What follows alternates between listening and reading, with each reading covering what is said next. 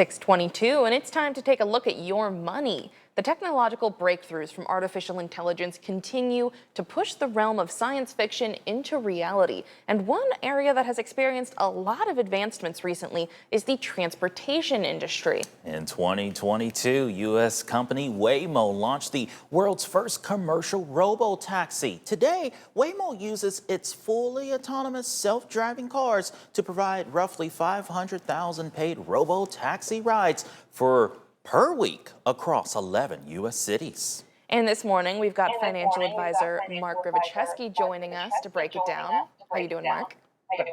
Hey, good morning to both of you. Great to see you again. Yeah, so tell us a little bit more about this new air taxi by eHang.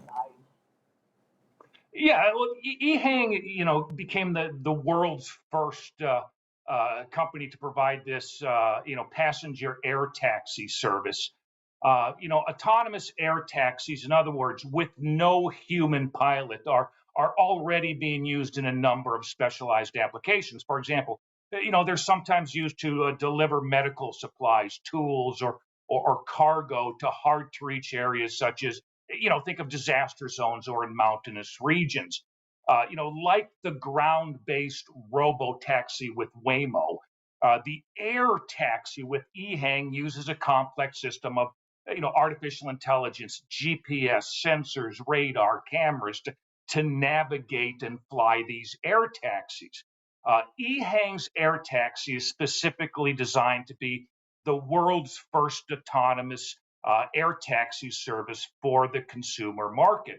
You and your friends simply hop in that air taxi, and again, there is no human pilot.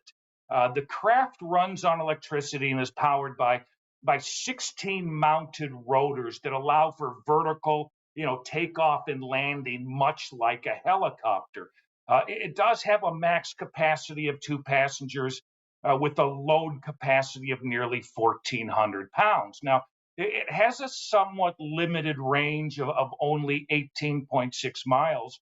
But look, it can reach a top speed of almost 81 miles an hour. And I can certainly see Andrew zipping around the Quad Cities, chasing tornadoes in these little air taxis one day.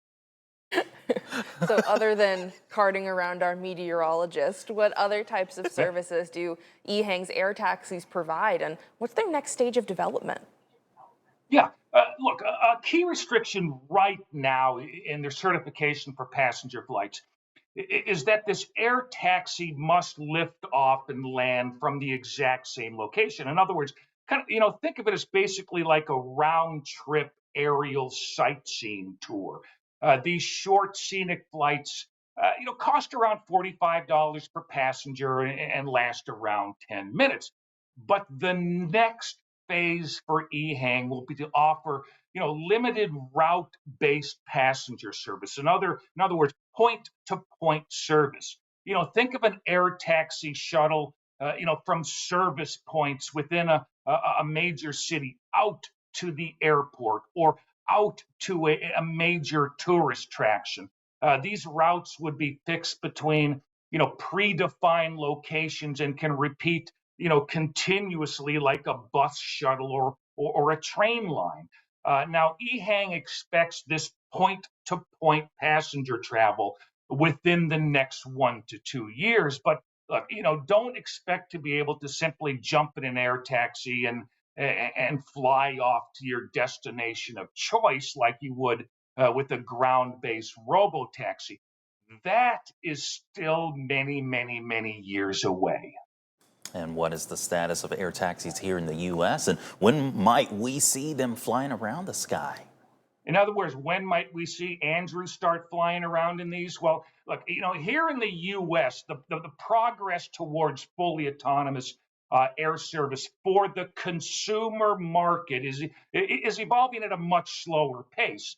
Look, let's be honest. The certification process by, the federal government, the FAA, is just a much slower and much more cumbersome process than in China.